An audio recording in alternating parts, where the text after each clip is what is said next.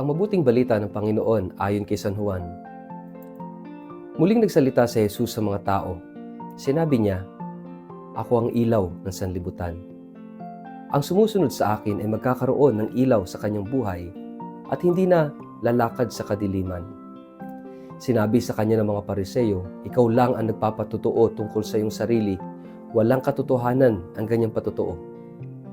Sumagot si Jesus, "Kung nagpapatotoo man ako tungkol sa aking sarili, totoo ang aking sinasabi, sapagkat alam ko kung saan ako nanggaling at kung saan ako pupunta. Ngunit hindi niyo alam ang aking pinanggalingan at ang aking pupuntahan. Humahatol kayo ayon sa mga pamantayan ng tao, ngunit hindi ako humahatol kanino man. At humatol man ako, tama ang aking paghatol, sapagkat hindi ako nag-iisa sa aking paghatol, kundi kasama ko ang Ama na nagsugo sa akin. Nasusulat sa inyong kautusan na dapat tanggapin ang patotoo ng dalawang saksi.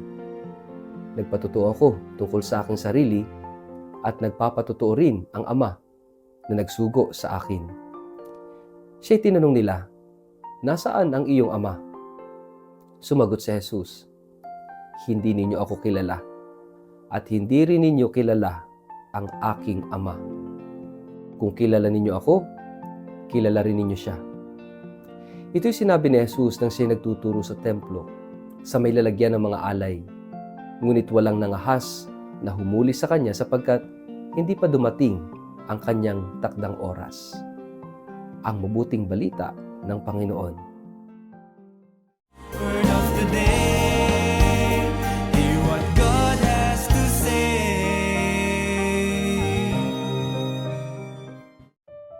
Mapagpalang araw po sa inyong lahat. Kumusta po kayo? Ang ating word of the day ay light. Sa paglalakbay natin sa buhay, lahat tayo naghahanap ng liwanag. Kapag ang daan ay madilim, natural na hinahanap natin ng ilaw upang makita kung saan tayo patutungo. Kapag ang isip ay nalilito, hinahanap natin ang liwanag ng katotohanan. Kapag ang puso ay sugatan, hinahanap natin ang liwanag ng pag-asa. Sa ating ebanghelyo ngayon, malinaw na ipinapahayag ni Jesus ang isang napakalalim na katotohanan tungkol sa kanyang sarili. "Ako ang ilaw ng sanlibutan.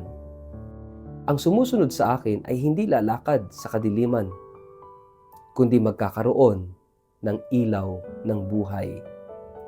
Kaya naman, ang salitang buod ng mensahe ngayong araw na ito sa ating ebanghelyo ay liwanag, light. Ang liwanag ay hindi lamang pisikal na ilaw, ito'y simbolo ng katotohanan, ng direksyon, ng pag-asa, ng buhay. At sa pahayag ni Jesus, ipinapakita niya na siya mismo ang pinagmumulan ng lahat ng ito. Maraming anyo ng kadiliman sa ating buhay.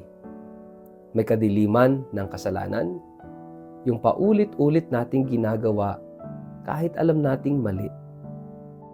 May kadiliman ng pagkalito, yung hindi natin alam kung anong desisyon ang tama. May kadiliman ng takot, yung pakiramdam na walang kasiguruhan sa ating hinaharap. May kadiliman ng kawalan ng pag-asa, yung pakiramdam na parang wala nang mangyayaring maganda sa buhay. At madalas, sa gitna ng kadilimang ito, sinusubukan nating humanap ng sarili nating ilaw. Umaasa tayo sa sariling kakayahan, sa opinyon ng iba, o sa pangsamantalang aliw.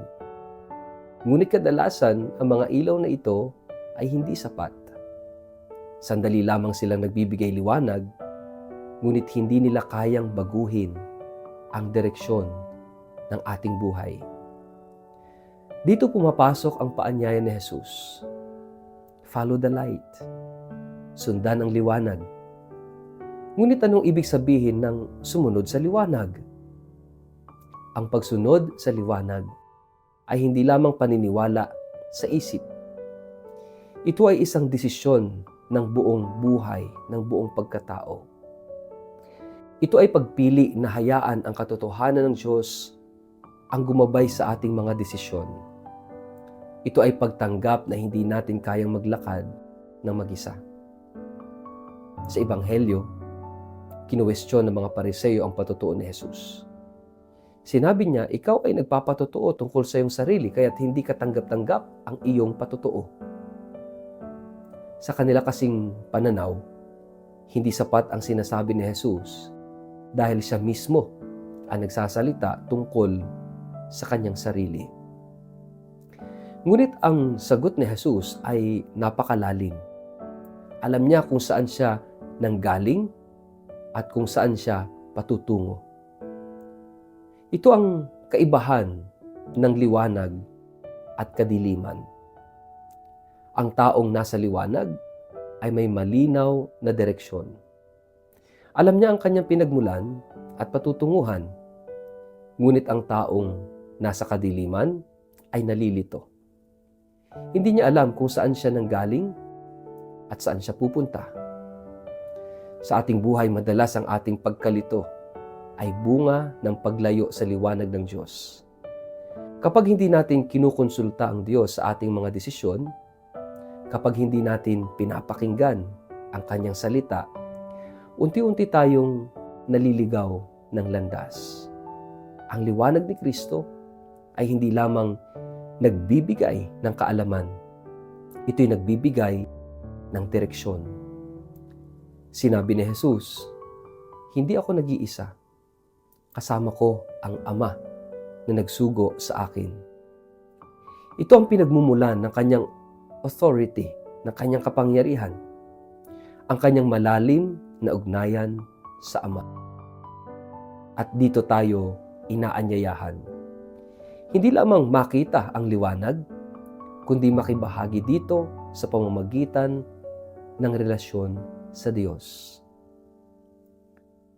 Ang ating Ebanghelyong ito ay paalala sa atin na ang pagiging Kristiyano ay hindi lamang pagsunod sa mga utos.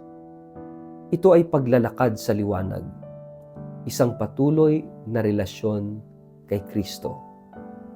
Ang Kwaresma ay panahon upang suriin nasaan ako. Saan ako naglalakad? Ako ba'y nasa liwanag o nasa kadiliman? Ang aking mga desisyon ba ay ginagabayan ng Diyos o ng aking sariling kagustuhan lamang? Ang liwanag ay may isang mahalagang katangian. Ito ay nagbubunyag. Kapag may ilaw, nakikita natin ang totoo. Nakikita natin ang mga bagay na dati ay nakatago. Ito ang dahilan kung bakit minsan natatakot tayong lumapit sa liwanag. Ayaw nating makita ang ating sariling kahinaan. Ayaw nating harapin ang katotohanan tungkol sa ating sarili. Ngunit ang liwanag ni Kristo ay hindi upang husgahan tayo, kundi upang pagalingin tayo. Kapag pinapasok natin ang liwanag sa ating buhay, nagsisimula ang tunay na pagbabago. Sa huli, ang paanyaya ni Jesus ay malinaw. Sumunod sa Kanya. Hindi sapat na makita ang liwanag mula sa malayo, kailangan natin itong sundan. Sapagkat ang liwanag ay hindi lamang nagbibigay liwanag sa ating landas, ito rin ang nagdadala sa atin sa buhay. Tanungin natin ang ating mga sarili. Sa ating buhay, pinipili ba nating sundan ang liwanag ni Kristo? O mas pinipili nating ang sarili nating daan kahit ito'y humahantong sa kadiliman, sa kapahamakan? Sa ngalan ng Ama, ng Anak at ng Espiritu Santo. Amen. Panginoong Jesus, Ikaw ang liwanag ng aming buhay.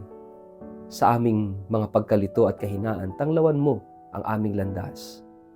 Tulungan mo kaming sundan ka araw-araw at iwan ang anumang nagdadala sa amin sa kadiliman. Nawa ang iyong liwanag ang maging gabay namin patungo sa tunay na buhay. Amen. Pagpalain po kayo't ingatan makapangyarihang Diyos, Ama, Anak at Espiritu Santo. Amen.